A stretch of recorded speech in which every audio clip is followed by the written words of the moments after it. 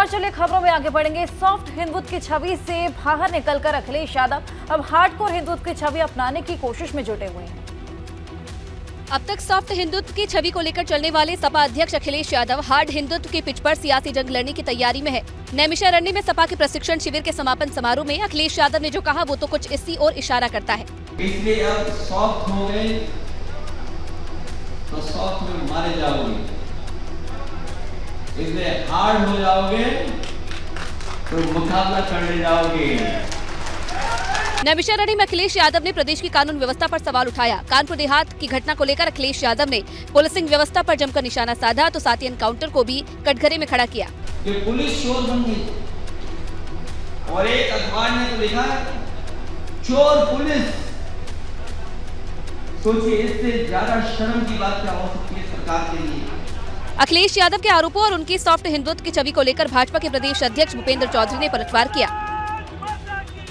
तो अखिलेश यादव जी को नेमिष से ये बताना चाहिए कि जो इस प्रकार की बयानबाजी समाजवादी पार्टी के नेताओं के द्वारा की जा रही है उसमें वो अपना रुख, अपना विचार उन्हें स्पष्ट करना चाहिए।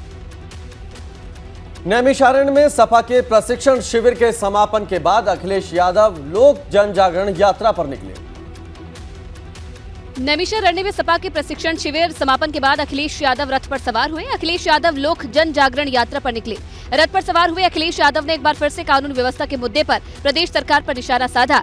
साथ ही सपा नेताओं को झूठे मुकदमे में फंसाने का आरोप लगाया। और समाजवादी पार्टी के नेताओं पे आप झूठे मुकदमे लगाएं, ये कहाँ की राजनीति है। साथ ही अखिलेश यादव ने नैमिषारण्य में चाचा शिवपाल यादव के असुर वाले बयान पर सफाई भी दी। नैमिषारण्य बड़ी पवित्र स्थान है। यहाँ कहा जाता है कि असुरों का खात्मा हो गया था और यहाँ असुर भी किसी तरह का कोई भी अटैक नहीं कर सकते। नए जमाने के हिसाब से कहें अंग्रेजी में अटैक। तो साथ ही साथ अखिलेश यादव ने पटना में 23 जून को होने वाली विपक्ष की बैठक को लेकर कहा कि इस बैठक में भाजपा का मुकाबला कैसे करें, इसे लेकर रणनीति पर मंथन होगा। तो वो रणनीति क्या होगी कि क्योंकि चुनाव शुरू हो रहा है और हो गया है शुरू, इसलिए रणनीति आज ही बनानी पड़ेगी। तो मैं समझता हूँ 23 के बाद या लगातार इस तरह की बैठकों के बाद कोई न कोई रणनीति तय हो जाएगी। 2024 में होने वाले लोकसभा चुनाव के लिए सभी पार्टियां जीत और तैयारी में लगी हुई हैं। दूसरी तरफ ओम प्रकाश राजभर विपक्ष के एक साथ जुड़ने के इंतजार में। 23 जून को बिहार की राजधानी पटना में नीतीश कुमार की अगुवाई में विपक्षी दलों का जमावड़ा लगने वाला है। भाजपा अध्यक्ष ओम प्रकाश राजभर भी विपक्ष की इस कोशिश को नई ऊंचाई देने की कोशिश में है। देखिए, हमारी पहली प्राथमिकता है कि मायावती जी, अखिलेश जी, सोनिया जी, नीतीश जी एक मंच पे हों। जिस दिन एक मंच पर होने की घोषणा करें, हमको सूचना दें 2 घंटा पहले, मैं उस मंच पे दाखिल मिलूंगा। हालांकि उन्होंने लोकसभा चुनाव के लिए किसी भी गठबंधन के कयासों पर विराम लगा दिया है और कहा कि समय आने पर इस पर विचार किया जाएगा। खबर है कि भारतीय जनता पार्टी को 2022 विधानसभा चुनाव से पहले छोड़कर अखिलेश यादव के समाजवादी टोपी पहनने वाले पूर्व मंत्री दारा सिंह चौहान एक बार फिर से भाजपा की ओर आ रहे हैं। ओपी राजभर ने इसे लेकर भी सभा पर निशाना साधा। एक दारा के चक्कर में मतलब कई दारा जा रहे हैं। देख रहे हैं, कोई कांग्रेस में छोड़ के भाग रहा है, तो कोई बसपा में भाग रहा है, तो कोई भाजपा में भाग रहा है। एक तरफ तो राजभर विपक्ष के साथ कदम ताल करते हुए नजर आ रहे हैं, तो दूसरी तरफ उन्होंने अपने बेटे अरुण राजभर की शादी के लिए प्रधानमंत्री मोदी को निमंत्रण भेजा है, जिस पर पीएम मोदी ने भी उन्हें बधाई दी। राजभर ने सूबे के CM Yogi Adityanath, deputy CM समेत देश के दिग्गज नेताओं को शादी का निमंत्रण दिया है। उनके बेटे की शादी 11 जून को और वाराणसी में रिसेप्शन 13 जून को होगा।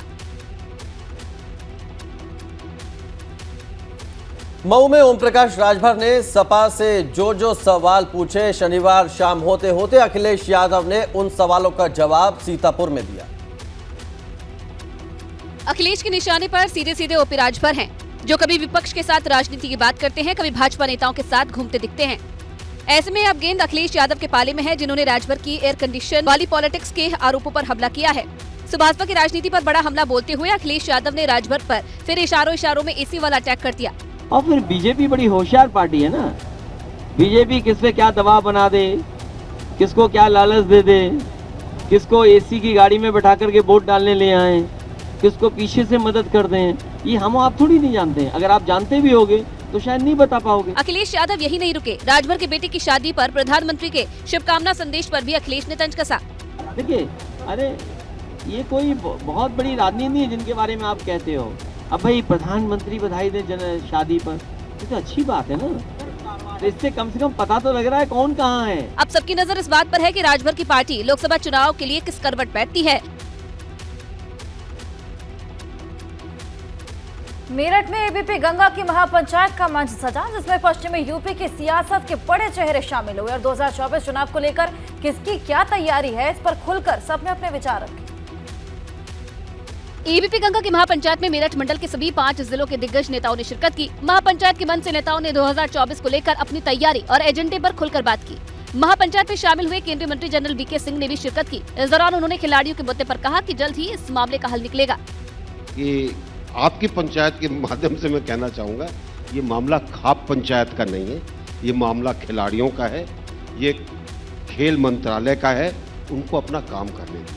मेरठ में एबीपी गंगा की महापंचायत के मंच पर मेरठ की सरदना विधानसभा से सपा विधायक अतुल प्रधान ने मिहिर भोज के मुद्दे पर यूपी सरकार पर निशाना साधा। अगर वो राजपूत समाज के लोग मीर भोज जी के सामने क्षत्रिय और राजपूत लिखकर कहीं पर उसका उद्घाटन के लिए माननीय मुख्यमंत्री को बुलाते, तो हम सहर्ष उसको स्वीकार करते, माननीय मुख्यमंत्री जाते, उसका उद्घाटन करते। वहीं महापंचायत में शामिल हुए केंद्रीय मंत्री संजीव बालियान ने भाजपा नेता संगीत सोम को इशारों में आत्ममंथन की सलाह दी। तो हम सबको जब हम हारते हैं तो आत्मचिंतन करना चाहिए। ये सबसे आसान है कि मैं कह दूं जी 10 कारण थे जी, ये हो गया था जी, नंद किशोर ने कह दिया था, उसने वो कह दिया था, ये कारण दूसरे हैं। एबीपी गंगा की महापंचायत में किसान नेता राकेश टिकैत और आजाद समाज पार्टी के अध्यक्ष चंद्रशेखर आजाद खूब गरजे और जोरदार तरीके से अपनी बात रखी। एबीपी गंगा की महापंचायत में राकेश टिकैत पर सवाल उठे कि वो देश में हो रहे हर आंदोलन में शरीक होते हैं, तो सुनिए उन्होंने जवाब दिया। राजनीति वो होती है कि चुनाव लड़ रहा कोई, हमें तो चुनाव लड़ना नहीं, और देश में मुद्दा उठाना कोई गुनाह नहीं है। महापंचायत में राकेश टिकैत से जब पहलवानों के समर्थन में ब्रजभूषण शरण सिंह के खिलाफ आंदोलन के बारे में सवाल किया गया, तब किसान नेता ने साफ किया कि उनकी भाजपा सांसद से कोई निजी दुश्मनी नहीं है। आदमी ने एक चैनल इस पे नहीं लग रहा, ये नहीं करा कि नहीं गिरफ्तारी होनी चाहिए, लड़कों को ना बालकों को बता रहे कि ये गलत है मुद्दा, लेकिन हम इस गलत मुद्दे में जाएंगे। समाजवादी पार्टी के साझेदार आजाद समाज के अध्यक्ष चंद्रशेखर आजाद से 2024 के चुनाव को लेकर उनकी रणनीति के बारे में भी सवाल किया गया, तो चंद्रशेखर ने सीधे भाजपा पर हमला किया और कहा कि भाजपा सरकार में अमीर गरीब के बीच की खाई बड़ी है, वो इन सभी को उनके अधिकारों के प्रति जागरूक करना चाहते हैं। इससे यह स्पष्ट होता है कि बीजेपी के लोग साम दाम दंड भेद के साथ सत्ता में रहना चाहते हैं, चाहे धोखा देके, झूठ बोल के और कोई मुसीबत करके। लोकसभा चुनाव के मद्देनजर भाजपा ने एड़ी चोटी का जोर लगा दिया। पार्टी किसी भी क्षेत्र में कोई कसर नहीं छोड़ना चाहती, जिसका सबूत है सांसद ब्रजभूषण सिंह के क्षेत्र में भाजपा प्रदेश अध्यक्ष भूपेंद्र चौधरी का दौरा। 2 दिवसीय दौरे पर गोंडा पहुंचे भूपेंद्र चौधरी ने कैसरगंज से लोकसभा सांसद ब्रजभूषण शरण सिंह से मुलाकात की। गोंडा के टाउन हॉल में भाजपा की ओर से आयोजित संयुक्त मोर्चा सम्मेलन के आयोजन कार्यक्रम में भाजपा प्रदेश ने शिरकत की, जिनका स्वागत खुद भाजपा सांसद ब्रजभूषण शरण सिंह ने किया। एक ही मंच पर भूपेंद्र चौधरी और महिला पहलवानों के यौन शोषण के आरोपों का सामना कर रहे सांसद ब्रजभूषण शरण सिंह दोनों एक साथ तो बैठे थे, हालांकि सार्वजनिक कार्यक्रम के दौरान दोनों की कोई बातचीत नहीं हुई।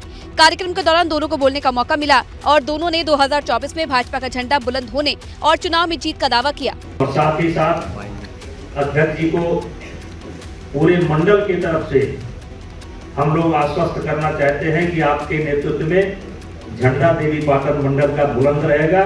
बोलो भारत माता की जय। लोकसभा चुनाव से पहला ये हमारी पार्टी का एक बड़ा जनसंपर्क अभियान है और हम हमेशा अपने कार्यकर्ताओं की सक्रियता और मेहनत के आधार पर एक अच्छे राजनीतिक परिणाम जनता के बीच में अपनी बात रख के करते रहे हैं और मुझे विश्वास है कि उत्तर प्रदेश की महान जनता का आशीर्वाद मोदी जी के नेतृत्व में भाजपा को मिलेगा। फिलहाल गोंडा में इस समय राजनीतिक पारा गरमाया हुआ है। 11 जून को ब्रजभूषण शरण सिंह ने भाजपा की रैली बुलाई, जिसमें नरेंद्र मोदी सरकार के 9 साल पूरे होने के मौके का आयोजन किया जाना है। माना जा रहा है कि रैली के जरिए ब्रजभूषण सिंह ने अपने क्षेत्र में शक्ति प्रदर्शन की कोशिश करेंगे।